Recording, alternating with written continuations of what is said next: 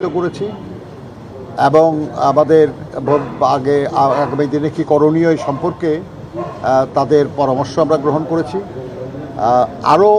আরও কিছু রাজনৈতিক দলের সঙ্গে আমাদের আলোচনা হবে, যেমন আজকেই খানিকক্ষণ পরেই সমমনা জোট বেশ কয়েকটি রাজনৈতিক দলের সমন্বয়ে গঠিত, তাদের সঙ্গে আমরা বসবো, আলোচনা করব, আপনাদেরকে জানাবো। ইতিমধ্যে আমাদের আরেকজন সহকর্মী আমির খসরু মাহমুদ চৌধুরী সাহেবের নেতৃত্বে অন্যান্য দলের সঙ্গে আলোচনা হচ্ছে, তারাও আপনাদের সঙ্গে কথা বলেছেন।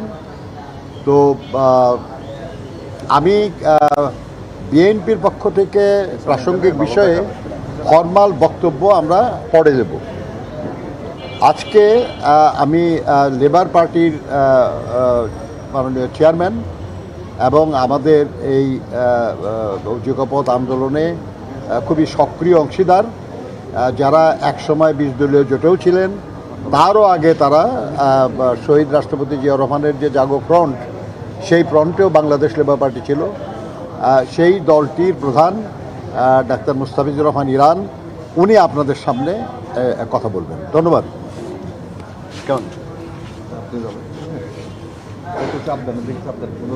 ঠিক আছে, বলো। বিসমিল্লাহির রহমানির রহিম। সাংবাদিক বন্ধুরা এবং আমাদের নেতৃবৃন্দ, আমরা আজকে এক ক্রান্তিকালে, আপনারা জানেন যে আমরা দীর্ঘ 17টি বছর গণতন্ত্র এবং ভোটের অধিকারের জন্য আন্দোলন সংগ্রাম করেছি।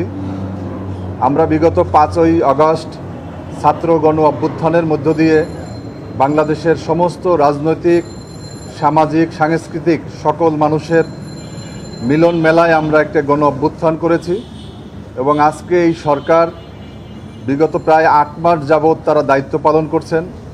ডক্টর মোহাম্মদ ইউনূসকে আমরা যারা গণতন্ত্রকামী রাজনৈতিক দল, আমরা সবার সম্মতিতেই তাকে এই দায়িত্ব প্রদান করেছি। এজন্য তার কাছে আমাদের প্রত্যাশাও অনেক। তিনি আমাদেরকে একটি সুন্দর, সুষ্ঠু, গ্রহণযোগ্য একটি নির্বাচন উপহার দিবেন, এটাই আমরা তার কাছে প্রত্যাশা করি। আপনারা জানেন যে অন্তর্বর্তীকালীন সরকার একটা স্বল্প সময়ের সরকার, একটা বিশেষ সময়ের জন্য বিশেষ সন্ধিক্ষণে গঠিত হয়। ডক্টর মোহাম্মদ ইউনূসের মতো একজন ব্যক্তি, আন্তর্জাতিক ব্যক্তিত্ব, তিনি দায়িত্ব নেওয়ায় বাংলাদেশের ভাবমূর্তি আরও উজ্জ্বল হয়েছে। তেমনি আমাদের প্রত্যাশার জায়গাটাও অনেক বড় হিসাবে আমরা ধারণ করি। আমরা মনে করি যে তিনি একটি সুষ্ঠু, গ্রহণযোগ্য নির্বাচন দিয়ে তারপর দেশের মানুষকে ভোটের অধিকার ফিরিয়ে দিবেন। আমরা এর আগে ঐক্যমত্য কমিশনের সাথে বৈঠক করেছি, সেখানে আমরা সংস্কারের ব্যাপারে আমরা তাদের বিভিন্ন প্রশ্নের জবাব দিয়েছি। আপনারা জানেন যে বাংলাদেশ জাতীয়তাবাদী দলের ভারপ্রাপ্ত চেয়ারম্যান দেশনায়ক তারেক রহমানের নেতৃত্বে আমরা 2023 সালে জুলাই মাসে আমরা 31 দফা রূপরেখা জাতির সামনে উপস্থাপন করেছি।